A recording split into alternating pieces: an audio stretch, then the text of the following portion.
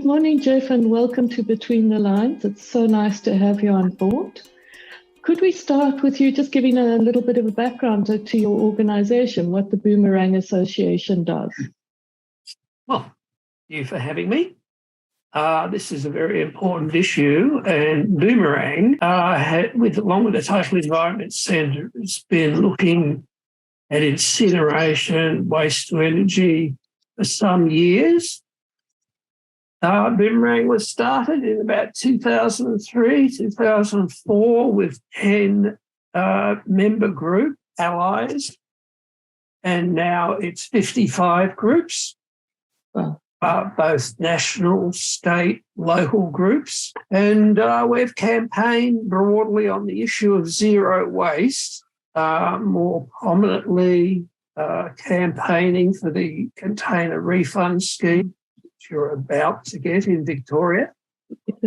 Plastic pollution, of course, banning of single-use plastic items, waste to energy, so-called, and a range of other product stewardship efforts that we really need put in place to get Australia to have a circular economy. Yes, I see that the topic of the circular economy, it's big. I see Victoria is putting a lot of funding behind the circular economy, and our ward, Beaumaris, has also signed up to one of these new smart waste incinerator programs. I was wondering if you could enlighten us. So Victoria is the second state to be somewhat advanced in pursuit of waste to energy. WA has a couple of plants operating or being constructed, and they've always been a very controversial technology. You have to understand where waste to energy is placed in that waste hierarchy.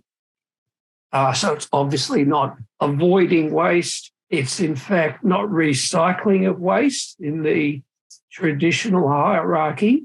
In fact, it is just a little step above landfilling. And it has been a very misinformed misnomer that governments and industry, when they talk about incineration, describe it as part of the circular economy.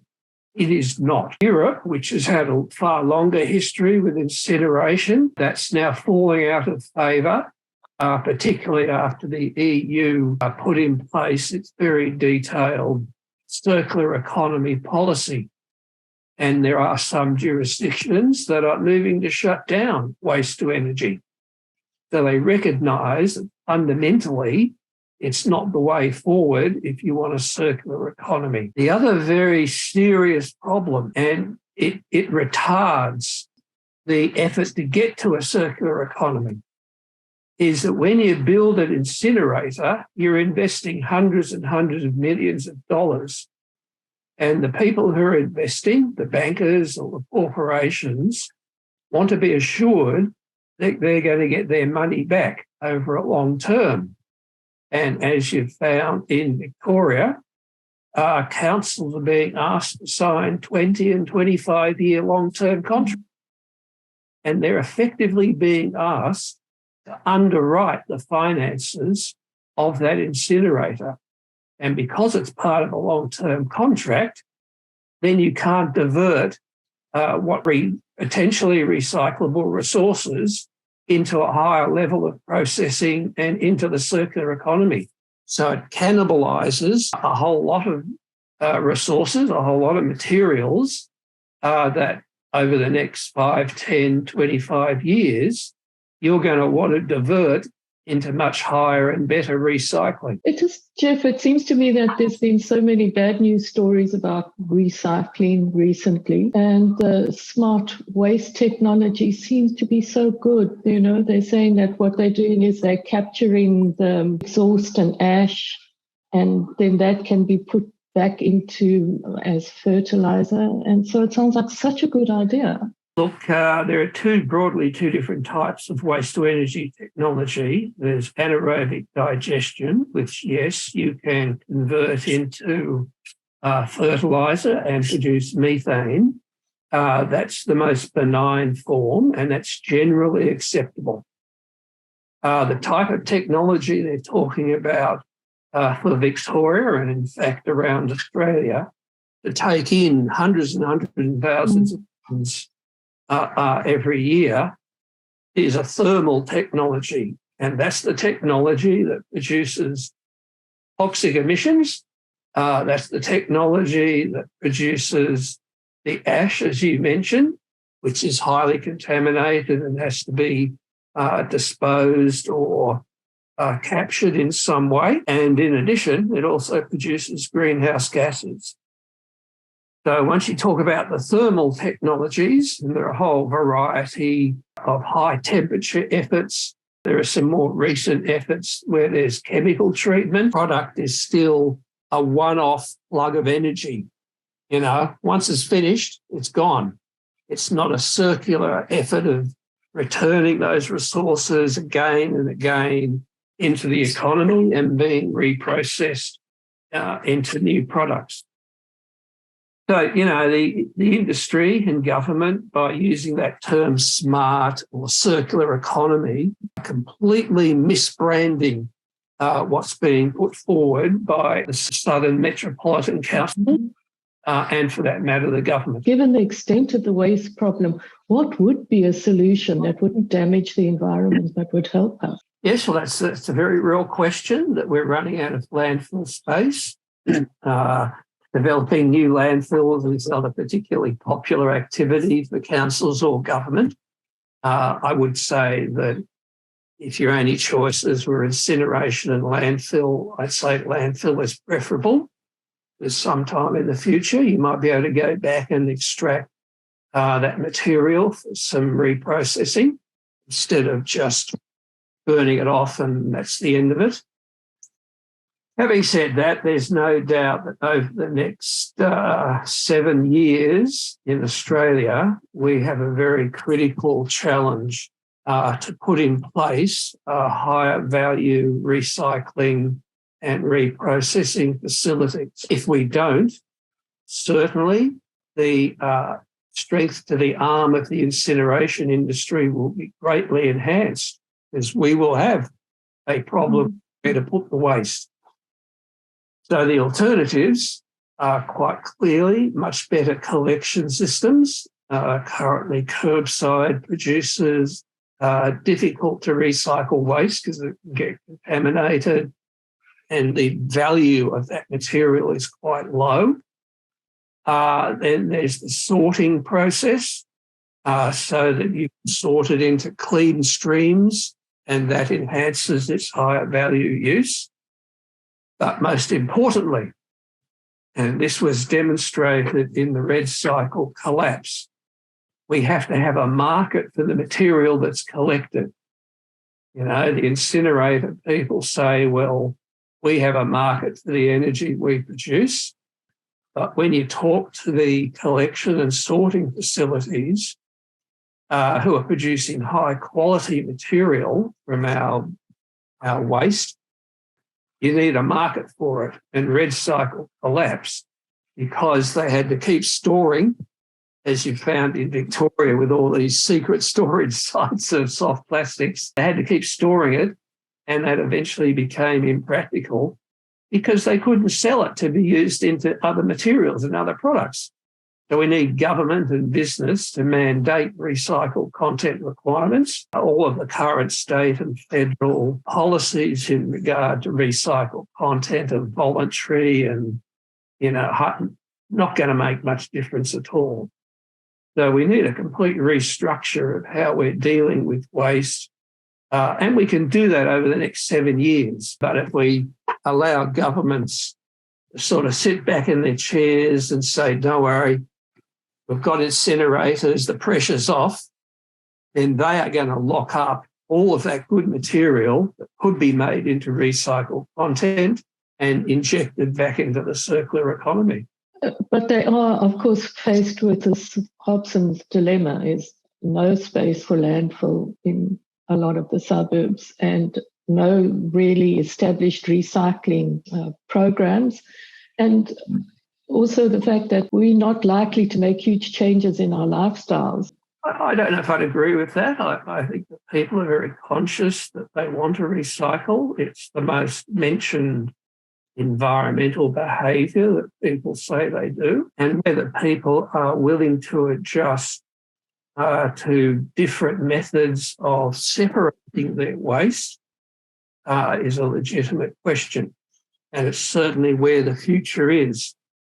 And I would suggest that given that Victoria is about to have a container deposit scheme starting this year, that does involve changes in behaviour by people. They no longer put the containers in the yellow bin. They travel to a refund point. They get their cash, and all the evidence, all the other states that have such schemes show that people enthusiastically participate. Now, clearly the financial incentive of the 10-cent refund is very useful, and we can expand that to other products. Container refund schemes don't only have to do beverage containers. As everyone knows, there's plenty of plastic containers and glass containers in a whole range of other products that you buy in the supermarket. And why can't they have a 10-cent refund? So other countries have shown the way with that product stewardship approach, where the industry, the producers, invest in a comprehensive collection and sorting system. We create an incentive that assists consumers to make the decision, separate that material out from the contaminated curbside bins into another stream, and you get to 70, 80% participation. Now, it's not going to, frankly, it'll take about as long to put that scheme in place as to build the new incinerator and take it through the environmental and development of processes. So that's why the next 7 years is very important. Victoria spent about a couple of years looking at the whole container refund scheme and what to put in place. They're going to give these successful tenderers for the network operators of that scheme 9 months or 12 months to put in the infrastructure. And, that's been the experience in other states. It'll take about that long. And then you go, and it's ready. Well, arguably, that's a shorter period than building an incinerator and then finding you've made a very big mistake. Well, just to come back to this, you say it's the next 7 years that are crucial. Why? Well, partly because there's the pressure on landfill, and secondly, because we want to put in these much higher value, much more sophisticated, useful approaches, advanced waste approaches and separation approaches, before the incinerator proposals get through the development process, the council sign up contracts for long-term supply. So, we have two competing streams. They both do take a little while to construct and put in place and implement. But if we can invest the resources, not only financial, but political resources and community support into the preferred approach, the much higher value recycling and source separation, then we can overcome that crucial incoming gap of where to put all the waste. Okay, so just so that I understand, your main objections to the smart waste technology, you say it's a polluting technology to start with, and then it consumes resources that could be better used elsewhere. Is there some other points that you'd like to get across to people who might not understand what's involved in this smart waste technology? Yeah, that's the two key factors. Produces toxic gases, puts into the atmosphere. You get a whole range of goals imposed by government. There's no guarantee those emissions won't get out. And when they put the emission controls in, it's not zero emissions.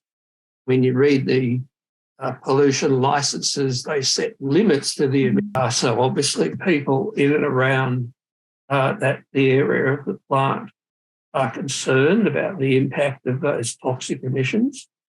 There's the issue of long-term contracts cannibalising resources which could be used for recycling, and frankly run counter to local councils' zero waste and recycling strategies. And thirdly, there's the new push to a more modern, forward-looking circular economy set of approaches, which Europe, which had traditionally embraced incineration, is now adopting, and they're moving away from incineration. So when the proponents of waste to energy say, don't worry, we're operating all over Europe, what they forget to tell you is that Europe is now moving away from them. So is there a source that people who are interested in could go and have a look at, so they ask their councillors the right questions when these proposals are brought forward? Because there's a lot of money in being invested in the circular economy. And it's already gathered, the smart waste technology has already gathered quite a bit of momentum. Yeah, the waste to energy incineration scheme certainly employed lobbyists and put out glossy brochures. They're going to have to do massive environmental impact statements. So yes, they're very well funded. The fact that over half a dozen councils have already withdrawn from the Southeast Metro Company, and they're not going to give them the community's waste or the community's resources, indicates there's obviously clear local political sensitivity, and that should continue to be pursued in the council areas which have not yet withdrawn. And let's face it, if the councils say we're not going to sign a contract for long-term supply to the incinerator, that's the end of the incinerator.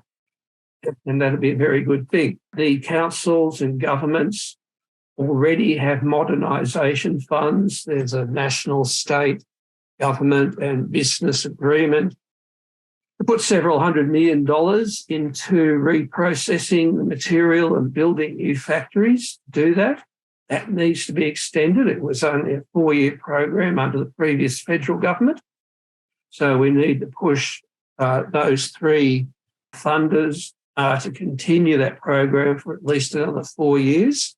An example of that is that at Albury, the beverage companies and some of the big waste companies are investing in a reprocessing plant that will take all the plastic bottles collected by the container deposit schemes and convert them back into bottles. You know, not converting it into energy and poof, that's gone. They're converting it back into bottles, which can then return back under the container deposit scheme to be made into bottles again. So that's the type of investment we need, and that we certainly have time to do that. The thing that local people can do is there's some very good resources on waste to energy,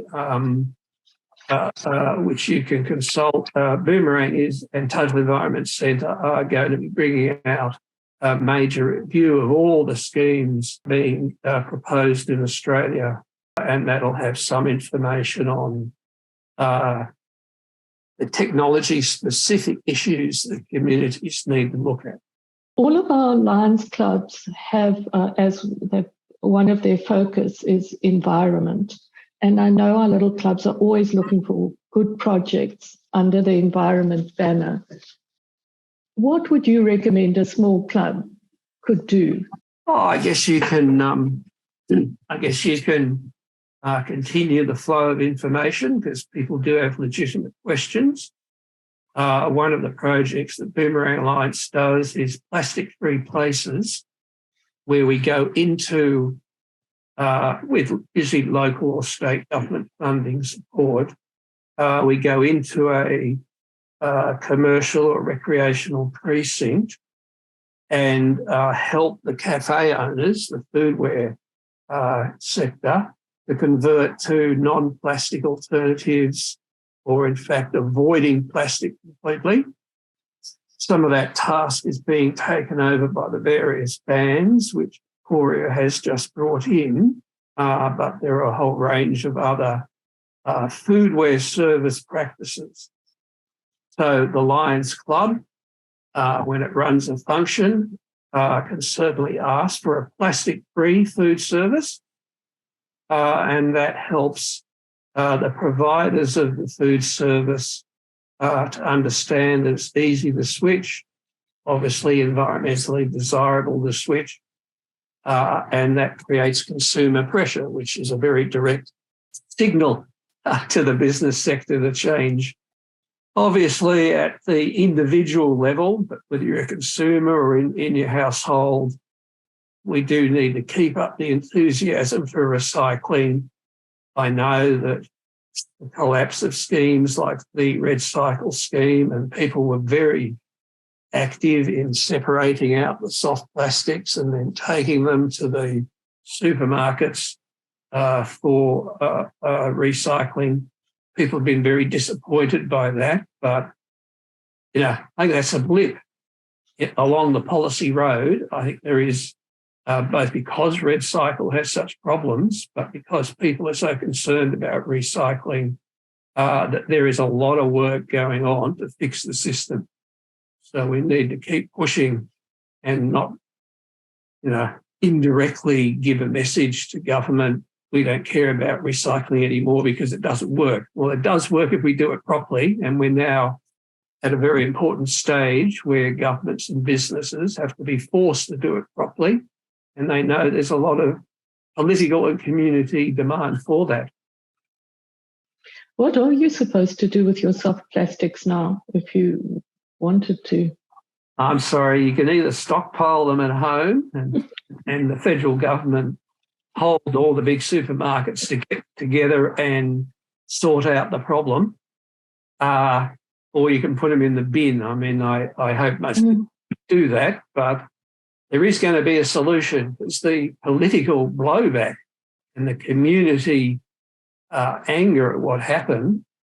The government's really got the message, as did Coles and Woolies and the others. So, yes, into the bin, even though you don't want to. I know, it's terrible. Yeah.